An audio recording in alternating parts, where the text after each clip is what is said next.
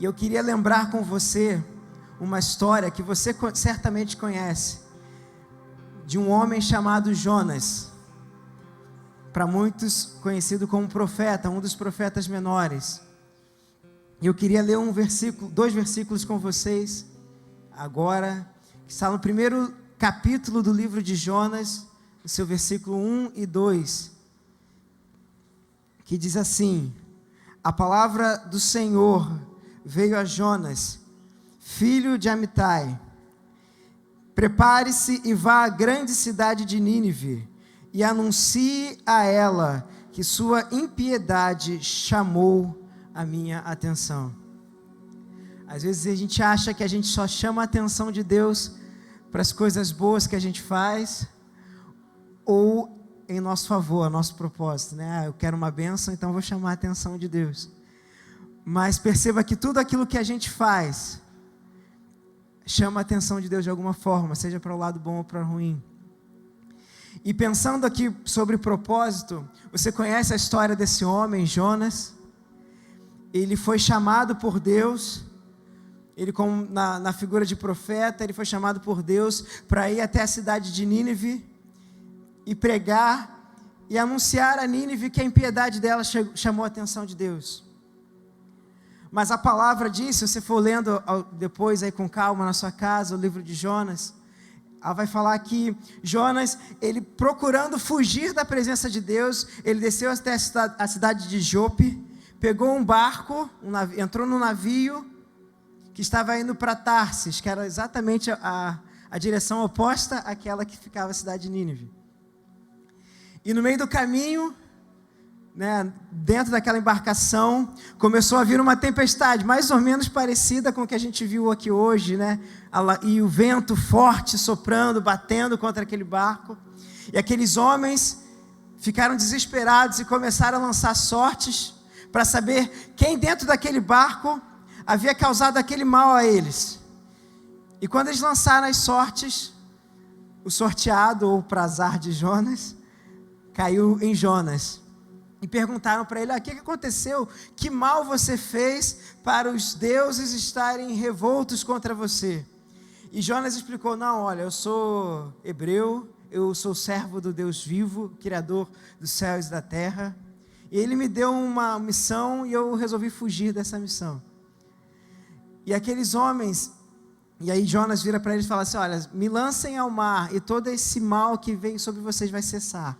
E assim foi feito. Aqueles homens lançaram Jonas ao mar, e a palavra diz que um grande peixe veio, e Jonas engoliu Jonas, e ele ficou dentro do ventre daquele peixe por 3 dias e 3 noites.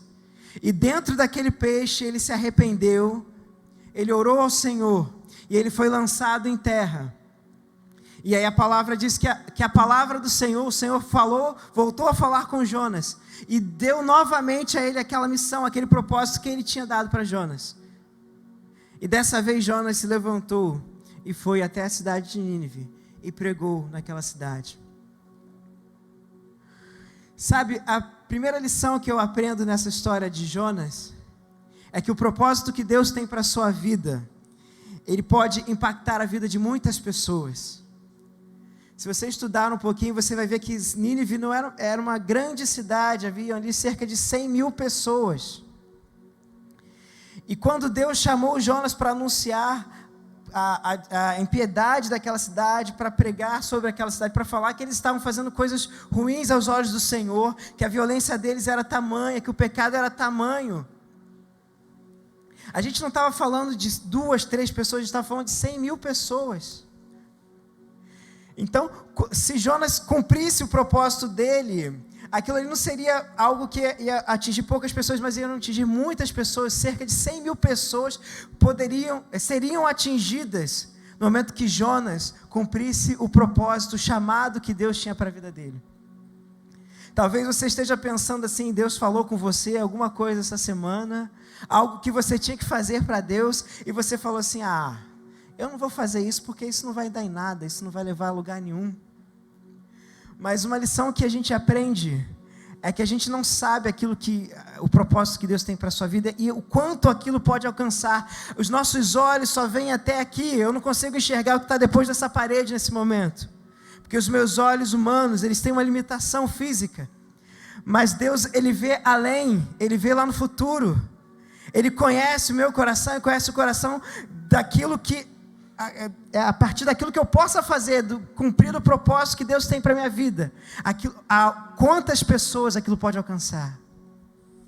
Há muitos anos atrás, eu estava na cidade de Caiana, em 2008, se eu não me engano. E nós passamos um final de semana ali ministrando naquela cidade, evangelizando, pregando, ministrando sobre a igreja, ativando aquela igreja. E foi um tempo maravilhoso, tremendo. E enquanto nós estávamos lá, tinha uma criança, ela devia ter uns 6, 7 anos, que ele ficava o tempo todo no altar junto com a gente. Era uma criança da cidade lá, da igreja. E o tempo todo ela ficava no altar, cantando, olhando os instrumentos, a gente tocando bateria, violão, guitarra, ela observava tudo. E nós voltamos, o tempo passou. Quando foi no ano passado, no meio da pandemia, nós recebemos um contato de um homem, de um jovem, que dizia que era aquela criança que estava lá observando a gente há 12 anos atrás. E hoje essa criança, que a gente não dava a menor importância, às vezes ela estava até atrapalhando a ministração, porque a gente queria ministrar e ela estava ali correndo no meio do culto, no meio do altar. Hoje é um pastor lá na igreja, na cidade de Caiana, é um ministro de Deus, é um ministro de louvor, abençoa muitas vidas lá, uma pessoa assim, de certa importância, destaque naquela cidade, e hoje ele ministra para um monte de gente. Talvez se a gente pensasse assim, a gente vai lá para Caiana, uma cidade do interior, cafeeira, roça, só tem pé de café, não tem mais nada na cidade. A 8 horas de distância daqui do Rio de Janeiro, a gente fala assim, para que eu vou sair daqui da minha casa, do meu conforto, para lá? Mas Deus tinha um propósito muito maior que eu, há 12, 13 anos atrás, não estava vendo. Mas Deus já sabia. E por o fato de nós termos cumprido aquele propósito, hoje alcançou um monte de gente que a gente não tinha noção naquela época. O não cumprimento do propósito de Deus, e essa é a segunda lição que eu tenho para você nessa noite, pode causar danos a você e a quem lhe cerca. Veja o que aconteceu com Jonas. Ele estava lá, no momento que ele tentou fugir da presença de Deus, e ele entrou naquele navio e tentou fugir para Tarsis. A palavra diz que veio uma grande tempestade, a tal ponto que o barco ameaçava afundar. E aquelas pessoas que estavam ali dentro daquele navio ficaram desesperadas.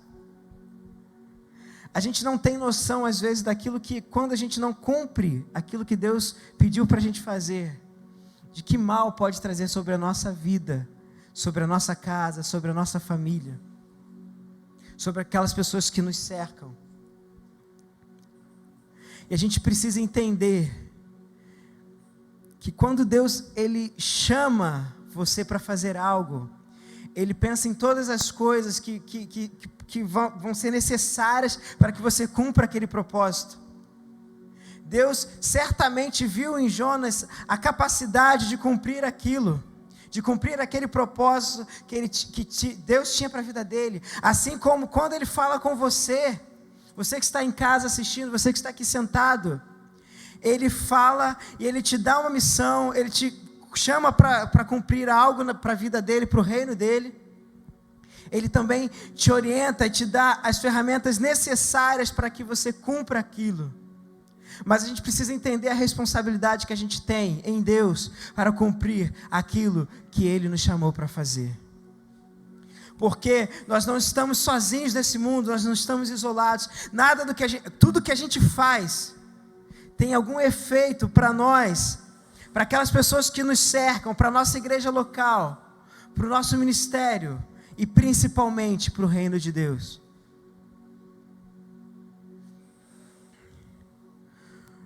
O propósito de Deus é a terceira lição que eu tenho para você nessa noite. Ele só tem sentido se tiver a obediência.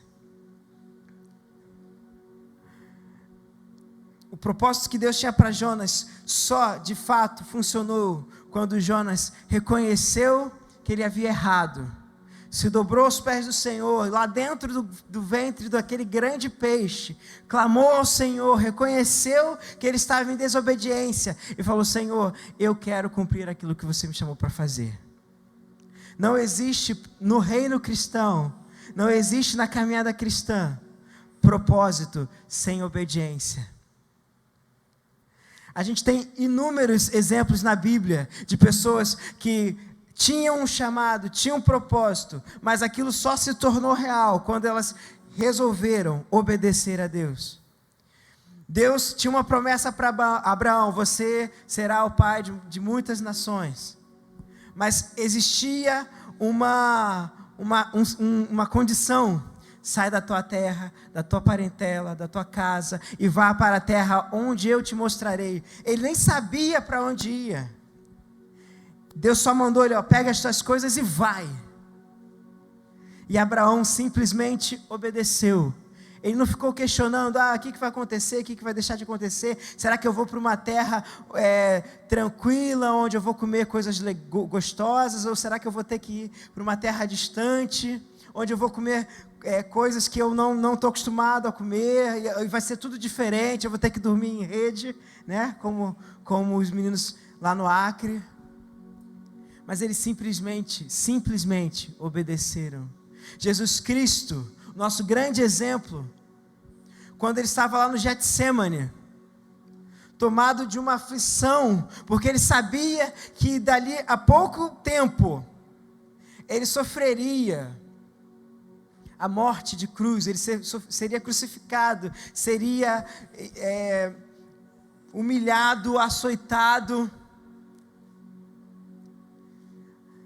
Mas ainda assim, lá no Getsemane, ele tendo a consciência do propósito que Deus tinha na vida dele, ele simplesmente obedeceu, ainda que isso lhe custasse a própria vida, como nós vimos aqui nesse personagem, nessa encenação. Ele sabia que a obediência a Deus, se manter no propósito de Deus, lhe custaria a vida, mas ainda assim, ele se manteve firme até a morte. E mesmo que alguém tentasse movê-lo da convicção que ele tinha, ele falou assim: não, eu sei em quem tenho crido, e se for necessário que eu morra, para que o nome de Deus seja estabelecido, para que o reino de Deus seja estabelecido, para que o reino de Deus prospere, que assim seja. Porque não existe propósito na vida cristã se não tiver obediência. E isso aconteceu com Jonas também, porque quando ele saiu daquele peixe, que ele foi lançado à terra, Deus deu uma nova oportunidade a Jonas. Se você ler lá no capítulo 2, no versículos 1 a 3, diz que a palavra do Senhor veio novamente a Jonas, e novamente o Senhor falou a mesma coisa: vá até Nínive e diga que a maldade deles chegou até mim e chamou minha atenção, e anuncie que eles estão no caminho errado. Só que dessa vez, em vez de fugir da presença de Deus, Jonas, ele foi até Nínive, pregou até aquela cidade, anunciou o evangelho de Deus, e Deus mudou a sorte de Nínive. Porque a quarta e a última lição que eu tenho sobre a vida de Jonas: cumprir o propósito de Deus requer sacrifício, renúncia e um alto preço a ser pago. No texto de Jonas, ele vai dizer que a cidade de Nínive era uma cidade tão grande que para você atravessá-la, você levava cerca de 3 dias. Mas ainda assim, ainda que lhe custasse tempo, vigor, forças, Jonas, ele continuou lá, cumprindo o propósito de Deus e anunciando: se arrependam, porque a mão de Deus vai pesar sobre a cidade de Nínive. E ele foi anunciando, e aquela mensagem de Jonas foi se espalhando pela cidade, a tal ponto que chegou até o rei de Nínive, daquela cidade. E ele o rei, reconhecendo que eles haviam pecado, que eles estavam pecando contra Deus, o rei instituiu um jejum sobre toda a cidade, mandou eles cobrirem as suas cabeças com pano de saco e cinzas, e isso demonstrando arrependimento que eles tinham, e eles se arrependeram, se prostraram diante de Deus, jejuaram, clamaram ao Senhor, e o Senhor mudou a sorte deles. Cumprir o chamado de Deus requer renúncia, muitas das vezes sacrifício, talvez chegue ao ponto da morte, como foi com Jesus Cristo, ou como foi com o nosso personagem que nós acabamos de ver. Mas talvez Deus deseje de você coisas muito mais simples. O fato de você renunciar ao pecado, por exemplo, o fato de você estar mais vezes na igreja, porque você acha que simplesmente não vir à igreja está tudo bem, você não precisa da igreja, da comunhão dos irmãos. Talvez o que o Espírito Santo de Deus quer de você nessa noite seja simplesmente que você escute a voz dele, que você ouça o chamado de Deus. Quantas das vezes o Senhor te chamou para fazer algo e você disse: Deus, eu não quero fazer porque eu estou cansado, a minha vida está tão corrida, tenho tantas coisas para fazer, são tantas atribuições que eu tenho, meu trabalho tem me sugado tanto. E a gente vai vivendo assim, dia após dia, renunciando, não para cumprir o propósito de Deus, mas a gente vive renunciando o propósito que Deus tem para cada um de nós. É tempo de nós ouvirmos o chamado do Senhor. É tempo de voltarmos ao primeiro amor, voltarmos a ouvir a voz de Deus. Ainda que isso custe, que você se levante de madrugada para orar, para clamar, para cantar, para interceder. Ainda que isso custe você sair da sua cidade, do seu conforto e viajar horas para o sertão, ou para o Acre, ou para qualquer outro lugar para anunciar o Evangelho. Ainda que isso custe a sua moral, aquilo que você tem, o status que você ocupa na sociedade, no seu trabalho, na sua família. É tempo de nós pararmos e ouvirmos a voz de Deus. Tempo de reconhecermos o chamado de Deus, reconhecer a voz de Deus e não ficarmos mais parados, inertes a esse chamado de Deus, mas obedecer ao chamado de Deus. Queria que você fechasse os seus olhos agora e meditasse na letra dessa canção que nós vamos cantar, e que tudo isso que nós falamos nessa noite, todas as canções que foram entoadas aqui, toda essa encenação, toda essa palavra que foi trazida, não de mim, mas eu creio do Espírito Santo de Deus para você, que isso gere transformação na sua vida. Amém? Feche seus olhos e ouça Deus falar com você. Senhor, nós queremos responder ao teu chamado. Eu não sei qual é o propósito ou qual é a missão que o Senhor tem especificamente para cada um aqui, mas eu tenho a certeza que o Senhor está nos chamando nessa noite a pelo menos transformar as nossas vidas, renovar as nossas vidas, a pelo menos termos um encontro contigo, a ouvir a tua voz, a termos intimidade com o Senhor. É tempo de voltarmos ao primeiro amor, é tempo de estar próximo ao Senhor. O Senhor está buscando pessoas que estejam próximas a Ti, Pai. Num mundo tão cheio da falta de esperança, num mundo tão frio, tão sem amor, tão violento, tão longe de Ti, Pai. Nós queremos nessa noite ouvir o teu chamado e estar perto de ti, é isso que nós queremos, Pai. Ainda que isso nos custe noites de sono, ainda que isso nos custe a nossa moral, o nosso status, ainda que isso custe que nós sejamos envergonhados, ainda que isso custe a nossa morte, ainda que isso custe o nosso sacrifício, ainda que isso nos custe perdas no nosso caminho, ainda que a gente venha perder amigos, ainda que a gente venha perder dinheiro, trabalho, não sei, mas nós queremos ouvir o teu chamado, nós queremos estar perto de ti, nós queremos reconhecer a tua voz aonde nós estivermos, e ao ouvir a sua voz e reconhecer a sua voz, que possamos ir de encontro ao propósito que o Senhor tem para cada um de nós, seja da menor pessoa aqui, da pessoa mais nova aqui, a mais que tiver maior idade. O Senhor tem propósitos e o Senhor tem chamados nessa noite, Pai. Nos sustenta na nossa caminhada. Essa é a nossa oração. Em nome de Jesus. Em nome de Jesus. Amém. Amém. Amém. Você pode sentar.